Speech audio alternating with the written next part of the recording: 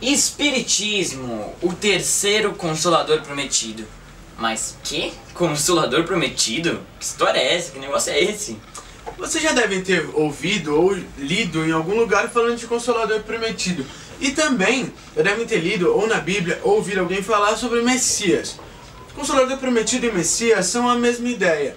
É a ideia de que Deus, em algum momento, ia levar a sua fé, levar os seus ensinamentos através de uma pessoa, do Messias para a Terra, para os homens. Consolador Prometido é essa a ideia. E o primeiro que a gente tem disso, que a gente pode considerar como um Consolador Prometido, foi Moisés. Aí vamos explicar nesses tópicos aqui por que ele é considerado um Consolador Prometido. Bom, primeiro de tudo, Moisés, ele trouxe para a humanidade um conceito diferente de Deus. Antes de Moisés, as civilizações elas eram todas politeístas. E aí Moisés veio e ele trouxe um conceito diferente. Ele trouxe um conceito de um único Deus, para criar uma sociedade monoteísta. Materializou a ideia do Deus único, como está escrito aqui embaixo. O próximo tópico são os 10 mandamentos. O que são os 10 mandamentos? Fundamentos da verdadeira fé. Os 10 mandamentos eles trouxeram para o povo, naquela época, a cartilha que eles deveriam fazer, o jeito que eles deveriam agir para se comportar. E seguir para chegar até Deus. Se comportar de maneira que Deus ficasse feliz. São os fundamentos da verdadeira fé. Se a gente lê hoje ainda é aplicável. Com certeza. Com certeza. Por último, nós temos os milagres, que nada mais são do que fenômenos mediúnicos. E milagres, quando nós colocamos aqui, se referindo a Moisés, são todas aquelas pragas do Egito e todas aquelas coisas que aconteceram, inclusive a abertura do Mar Vermelho, né? Vocês podem ver aí. E que fenômeno mediúnico, hein? Esse foi, hein? Um dos maiores que nós temos conhecimento. Bom, próximo, Jesus. O segundo Consolador prometido, né? Jesus, pessoal, como Moisés, ele mudou a forma de ver Deus. Mudou novamente a forma de ver Deus. Moisés, ele trouxe para nós um Deus único. E Jesus, além de continuar com essa ideia de Deus único, ele trouxe também a ideia de que Deus não é mais aquele ser severo, aquele ser mau e que pune a tudo e a todos. Jesus, ele trouxe uma ideia de que Deus é nosso Pai. E acima de tudo, que Deus é nosso Pai, ele também colocou todos os homens no mesmo patamar. Ele colocou todos os homens como irmãos, como todos somos próximos, todos somos irmãos. E Jesus, ele diz que ele é nosso irmão. Se ele é nosso irmão e Deus é Pai dele, todos nós somos filhos de Deus.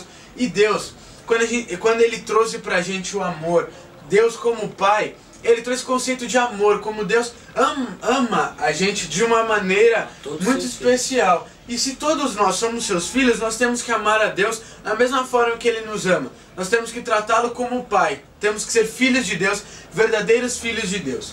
E com isso a gente pode ligar essa ideia de todos iguais, de todos irmãos, com o contrariamento das tradições e preconceitos daquela época. Se todos somos iguais, não existe preconceito, correto? Correto, Jesus trouxe. Naquela época eles tinham muito preconceito, muitas tradições que bloqueavam as mulheres, os cegos, paralíticos, todos esses deficientes. E Jesus, ele não atendeu a todos. Ele não, desde o rico ao mais pobre, o cara que estava precisando, no casamento, precisava do vinho, até o cara que precisava, o paralítico que não conseguia se mover, reviveu Lázaro.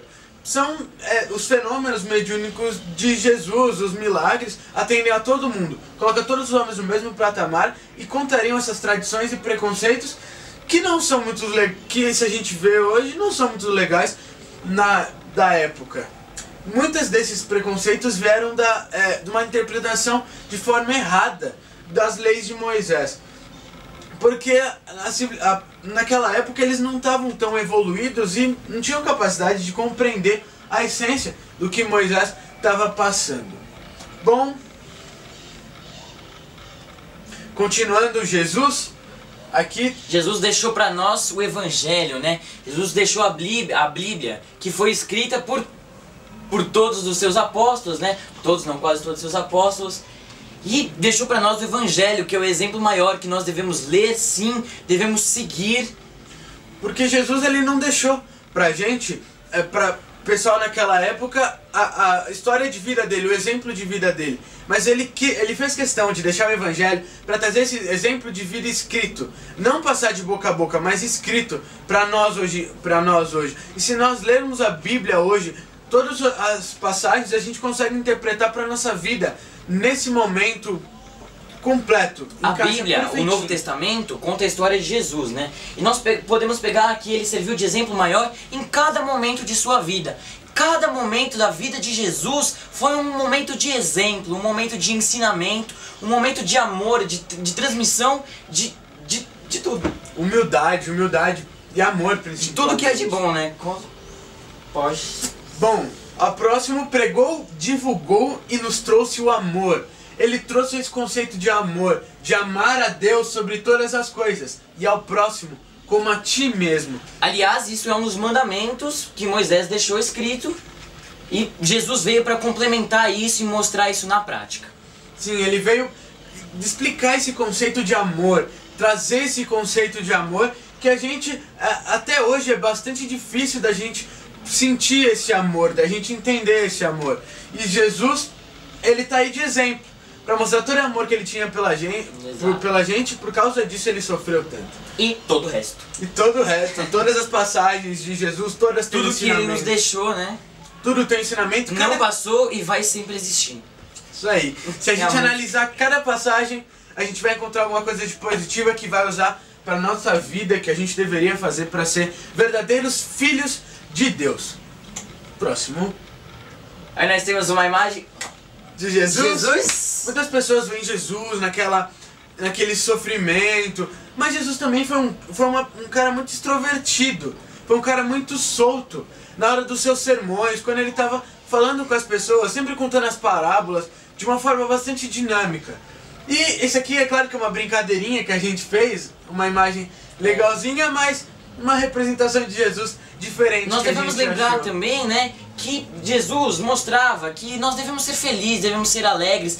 Aliás, o primeiro milagre de Jesus ocorreu aonde? Foi numa festa. A próxima imagem aqui é Jesus como a gente vê, ser iluminado, que realmente ele era bonito, né, cara? Realmente, a gente vê a ternura, a humildade no olhar. Jesus é um cara bonito.